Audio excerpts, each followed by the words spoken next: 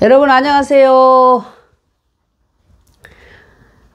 동문을 향하여 출발합니다. 오늘 또 동문을 향하여 찾아주신 여러분들에게 하나님이 항상 함께 해주시는 은혜가 있기를 축복합니다.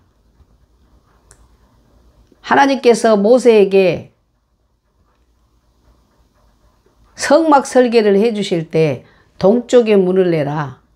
동쪽에 문을 내서 지성소까지 들어가서 하나님을 만나고 나올 수 있도록 이렇게 설계를 해 주셨습니다. 그러므로 저도 기도하는 중에 동문이라는 유튜브 채널에 이름을 주셨거든요. 그래서 이 동문을 향하여 들어오신 여러분들 다 하나님이 만나 주시고 말씀을 나누는 중에 치유해 주시고 감동해 주시고 지혜를 주시고 평강을 주시고 하나님의 능력이 임하는 하나님의 음성을 듣는 하나님 만나는 기쁨이 충만한 그런 역사가 있기를 간절히 바라겠습니다. 아멘 할렐루야. 지난 주간에 성령 강림주일이었죠. 그래서 오늘은 성령 강림에 대한 말씀 잠깐만 나누겠습니다. 성령 강림은 하나님이 결론적으로 말하면은 하나님이 인간 안에 믿는 자 안에 들어오신 사건 아닙니까? 누가 너 어쩌고 저쩌고 이야기하면 너 내 안에 들어봤어? 그러잖아요. 아무도 못 들어가요, 사람 마음속에. 그런데 위대하신 전능하신 하나님이 우리 인간 속에 오신 거 아닙니까? 그 사건이 성령 강림주일이에요. 그래서 예수님의 이름이 임마누엘입니다. 우리 안에 예수님이 들어오신 사건이에요. 얼마나 신비하고 얼마나 놀라운 일입니까? 얼마나 큰 일입니까 이게. 그래 교회가 탄생하게 되고 이 성령 받은 사람들을 통해서 하나님의 능력이 나타나서 하나님께서 계획하신 이 구원의 역사를 이어가도록 하신 것이 이 성령 강림의 사건입니다. 임마누엘 사건. 여러분 임마누엘이 얼마나 그게 놀라운 일입니까? 하나님이 내 안에서 함께 해주신다. 그러니까 하나님이 우리 안에 오셔서 인격적으로 새로운 변화를 하나님의 능력이 나타나기를 시작한다는 것입니다.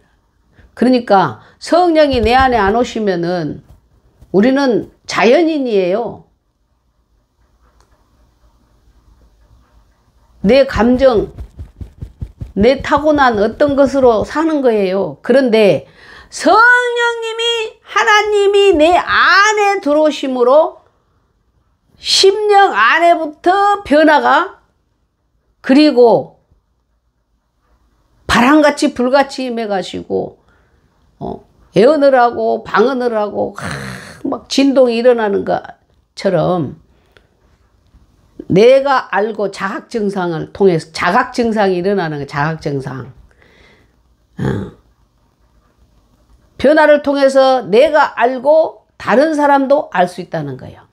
그러니까 우리가 일상생활을 하지만 내가 다른 사람들에게 얘기를 한다든지 무슨 내 삶이 그 사람과의 어떤 관계를 이룰 때 저 사람은 하나님이 함께 하시는구나. 하나님이 역사하시는구나. 하나님이 계시는구나. 그것을 알 수 있다는 거예요. 성령님이 내 안에 계시니까.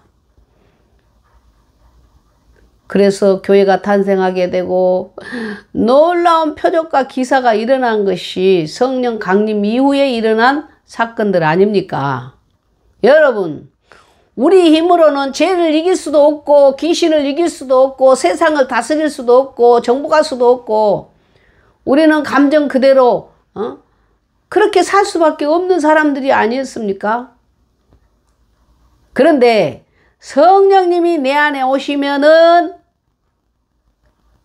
하나님의 역사가 나타나서 귀신도 물리치고 악의 세력도 물리치고 내 자신도 이길 수 있고 이런 은혜를 우리에게 주시기 위하여 보혜사 성령님을 보내셨다는 거예요. 그런데 가장 큰 목적은 나를 통해서 성령 하나님이 오심을 통하여 죽어가는 영혼들을 생명 살리는 일에 쓰임받기 위해서 그것이 가장 큰 목적입니다. 성령이 임하시면 권능을 받아서 증인이 된다 그랬잖아요. 증인이 된다고 되리라. 뭐예요? 하나님이 이렇게 계신 거야. 증거가 이거야. 라고 우리가 보여준다는 거야. 우리의 삶 속에서. 이것이 참으로 놀라운 일입니다. 우리는 나약하기 짝이 없고 아무것도 하나님 영적인 일을 감당할 수가 없는 사람들이에요. 그런데 성령 하나님이 내 안에 오시면은 이렇게 위대한 일을 생명 살리는 일을 영적인 일을 할 수 있다는 사실 아닙니까? 그렇기 때문에 우리가 영적인 세계, 영적인 하나님의 일을 할 때는 반드시 성령의 도우심이 필요합니다. 그렇지 않으면 다 내 어떤 것만 나올 수밖에 없어요. 하나님이 계신 증거가 안 나타나요. 그러기 위해서 성령 하나님 보내주셨기 때문에 우리가 성령 하나님을 반드시 받아야 된다. 성령 충만을 받아야 된다. 하나님의 일은, 영적인 일은 성령의 도움 없이는 안 됩니다. 전도든 봉사든 말씀을 전하는 일이든 기도하는 일이든 간에 영적인 세계, 영적인 일은 성령님의 역사만이 할 수가 있기 때문에 하나님께서 우리를 고아와 같이 버려두지 않고 우리와 함께 주시기 위해서 임마누엘 하기 위해서 성령 하나님을 보내셨다는 것입니다.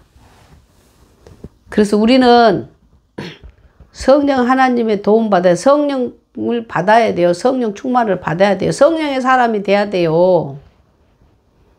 그래야 우리가 자신을 이기고 죄를 이기고 자연인의 모든 것을 이길 수가 있는 거예요.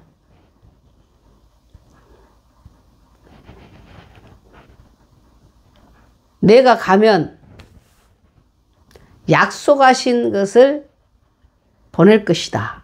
예루살렘을 떠나지 말고 그분을 기다리고 기도해라. 그렇게 마지막 예수님이 당부하시고 승천하셨습니다. 그 약속을 믿고 120명이 기도하고 기다리다가 전혀 기도에 힘쓰다가 바람같이 불같이 거기 모인 모든 사람들에게 임했다는 말씀이 사도행전 2장에 나와 있지 않으면 그것이 역사를 바꾸는 사건이었습니다. 놀라운 역사가 일어난 거예요. 놀라운 역사가 일어난 거예요. 여러분, 우리 힘으로는 지치고 고나고 할 수 없어요. 늘 부족하고 넘어져요. 그때마다 우리는 성령 하나님을 도움을 받아야만이 우리가 연속적으로 주님의 일을 잘 감당할 수가 있을 것입니다.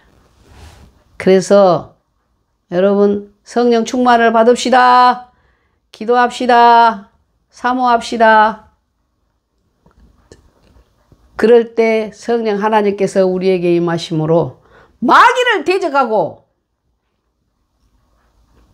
죄를 이기고 두려움을 이기고 증인이 되어서 생명 살리는 일에 하나님의 구속 사역에 쓰임받는 하나님의 사람들이 될 것입니다. 우리를 위하여 우리가 능력 있게 살게 하기 위하여 하나님의 일을 하기 위하여 영적인 사람이 되기를 위하여 보혜사 성령 하나님을 보내주셨기 때문에 그 은총을 우리가 힘입어야 되지 않겠습니까? 성령 충만 받읍시다. 그러기 위해서 기도합시다. 사모합시다. 회개하라. 그리하면 성령을 선물로 받으리니. 베드로의 설교입니다. 회개도 성령님 도움 받아야 돼요.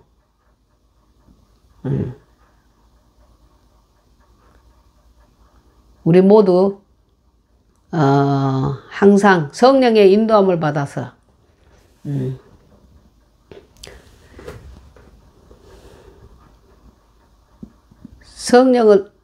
성령을 따라 행하여 육체의 정욕을 따라 살지 말고 성령을 따라 행하라는 말씀이 있듯이 우리 성령의 감동으로 성령 충만을 받으면 우리의 삶이 놀라운 변화를 일으키게 될 것이고 하나님의 일에 쓰임받는 존귀한 사람들이 될 줄로 믿습니다. 다음 시간에 또 조금 나머지 말씀을 드리도록 할게요. 감사합니다.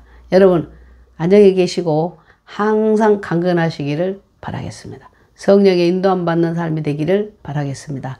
감사합니다. 안녕히 계세요.